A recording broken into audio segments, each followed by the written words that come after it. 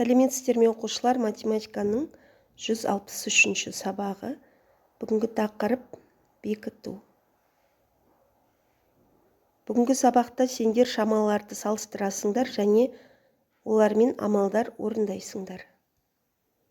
Ендеше оқулықтың 81-ші бетін ашық қойыңыздар.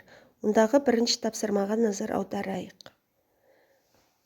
Бұл жерде салыстыруымыз керек 1 минут және 30 секунд.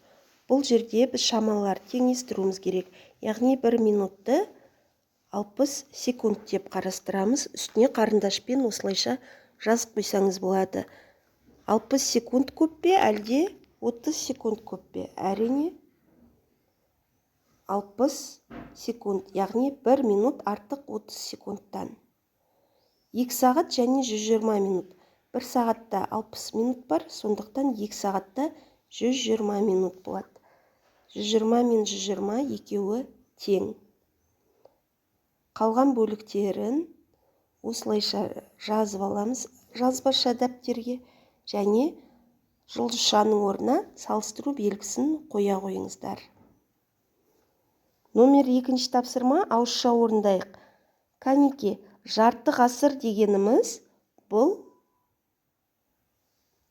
50 жыл. Өйткені бір ғасырда 100 жыл бар.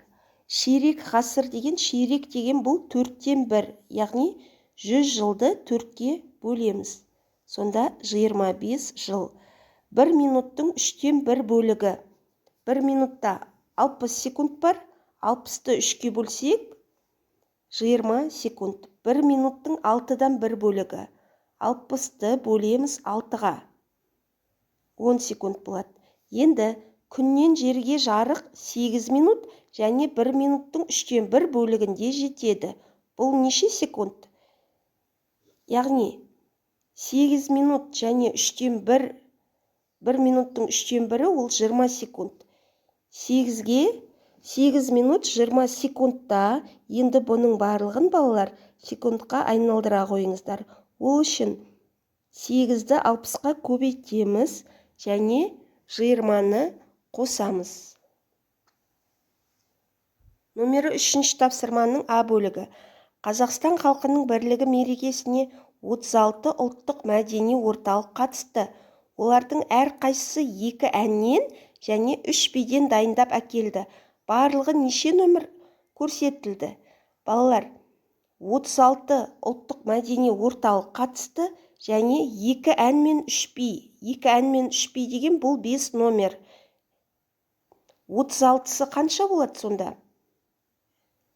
Бір орталық 2 ән 3 биден орындаса, 36 орталық, яғни 36-ны көбейтеміз 2 ән мен 3 бидің қосындысына. Түсінікті ме? Ә бөлігі. Мерекеге арналған кітап көрмесіне барлығы 150 кітап қойылды. Олардың 25-і салт дәстүр кітабы. Және одан 3 есе артығы кітап әдебиет және өнер тақырыбына арналған. 3 есе артық кітабы әдебиет және өнер. Яғни 25-тен 3 есе артық дегеніміз 25-ті 3-ке көбейту. Қалғаны әртүрлі сөздіктер. Сөздік қанша? Көрмеге неше сөздік қойылды дейді. Егер оның барлығы 150 болса, кәнеке біз орындаймыз. Яғни 150-ден азайтамыз, салт дәстүр 25, оған қосамыз, әдебиет пен өнер 25 көбейту 3. Сонда 25-ті 3-ке көбейтсек 75, 75-ке 25 қосқанда 100. 150-ден 100-ді азайтамыз 50. Яғни балалар көрмеге 50 сөздік қойылған екен. Номер 4-ші тапсырма. Олжас үй тапсырмасын 1 сағат 30 минутта орындады. Ол өлең жаттауға 15 минут. Және есеп шығаруға одан 2 есе артық. Шартына қарап отырмыз ба? Өлең жаттауға 15 минут, есеп шығаруға одан 2 есе артық жұмсады. Қалғанына эссе жазыпты.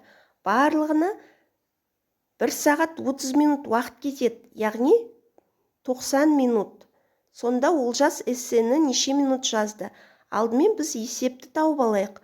Есеп дегеніміз 15 минут көбейту 2 есе артық өлең жаттағаннан. Сонда 30 минут есеп шығаруға кетіпті. Енді өлең жаттауға 15 минут, оған қосамыз есеп шығаруға 30 минут кетті. 30-ға 15 қоса қойыңыздар, қанша болады? Сол өлеңмен есепке кеткен екен. Енді барлығы 90 минут болса, одан азайтамыз өлеңмен есепке кеткен уақытты. Сонда Олжас эссені неше минутта жазғандығы белгілі болады. Номер 4-ші тапсырма. Логопед дәрігер балаларды сағат 9-дан 12-ге дейін қабылдайды. Егер ол бір балаға 30 минут уақыт жұмсайтын болса, онда ол осы уақыт аралығында неше баланы қабылдайды? Кәнеки ауызша шығарайық.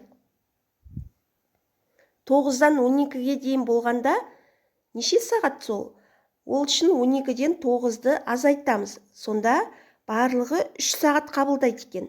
3 сағатты минутқа айналдырсақ, 180 минут болады.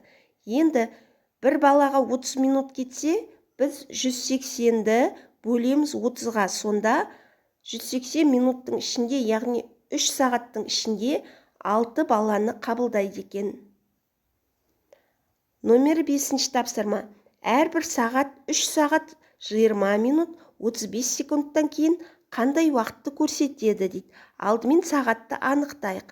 Балалар, бірінші сағатқа қараймыз. Сағат нешені көрсетіп тұр?